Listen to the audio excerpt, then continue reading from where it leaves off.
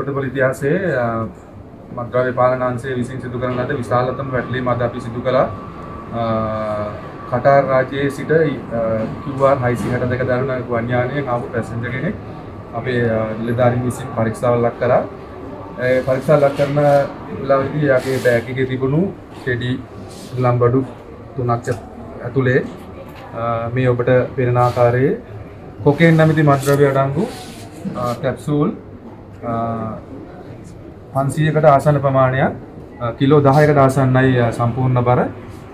මෙහි වෙළඳපොළ වටිනාකම මිලියන 52කට 520කට ආසන්න බව තහවුරු කරලා තියෙනවා.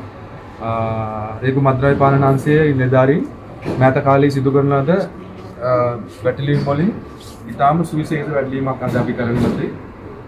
මම හිතන්නේ මම දන්න ඉතිහාසයේ විශාලතම කොකේන් වැටලීම අද අපි ගුවන් තොටුපළේ සිදු කරන ලැබුවා. තායිලන්ත ජාතික කාන්තාවක් අත්අඩංගුවට අරගෙන තියෙනවා.